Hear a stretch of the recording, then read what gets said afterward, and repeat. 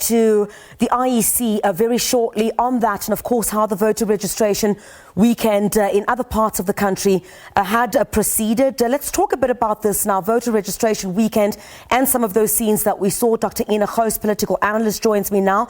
A very good evening to you, Doc. Thanks indeed for your time. So we saw some of that chaos, KwaTambuza in KwaZulu-Natal. The EFF leader Julius Malema in that area being prevented by ANC supporters from entering a voting station. The issue of political tolerance is going to be important in this election, isn't it? I mean, there can't be no-go areas. Good evening. Thank you for having me. Yes, indeed. It should be always,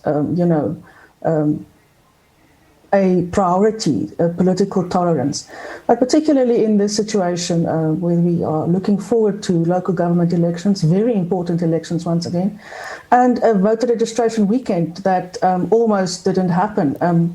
So all parties involved in this process must work together to make sure that the voters' rights are protected. And amongst them are the political parties who can represent them, who should be able to move wherever they feel like to campaign and to observe the process.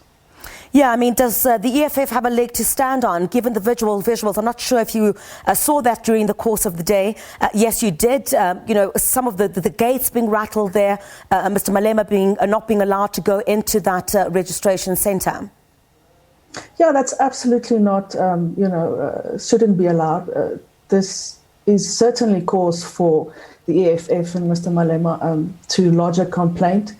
And the IEC must definitely act decisively, not just for the sake of the EFF, but for the credibility of this registration process, the election process, and it's their responsibility, according to the Electoral Act and certainly the Code of Conduct all parties must adhere to.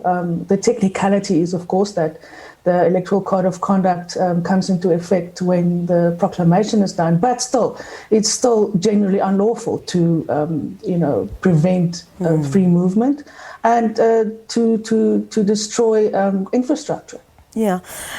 Doc, this municipal election being touted as, going to be one of the most fiercely contested, could possible coalitions arise? And let's take a look at the history of whether these have actually worked.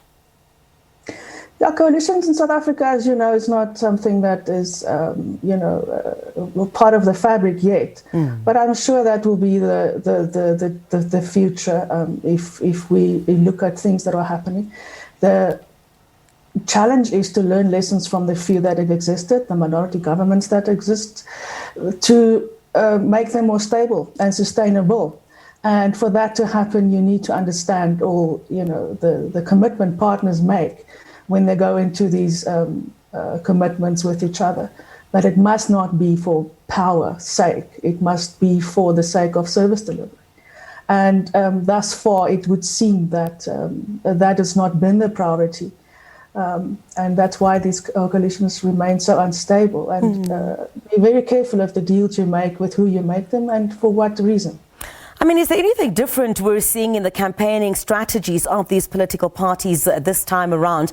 I know a lot of issues from communities that they've raised on basic issues of electricity in Soweto, for example, just the basic needs that they grapple with every single day. That's what this election is about. Anything different in the strategies of these political parties?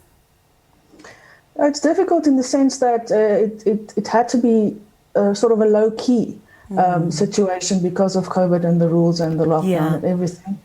And they had to adjust. Some parties adjusted much better than others, as we know. Some parties are financially stronger than others, as we know. And the unhappiness and disillusionment that you have mentioned just now, I think there are over 50 reports of registration disruptions that happened over the country. And not all of them are political parties like we saw the ANC doing. It is ordinary citizens who protest against this lack of service delivery. Now, of course, that's not a good excuse to disrupt the registration at all, but that gives you an indication of the general feeling of people who are really suffering. Political analyst Dr. Ina Gouws. Thank you very much indeed for joining us on the program this evening. Let's move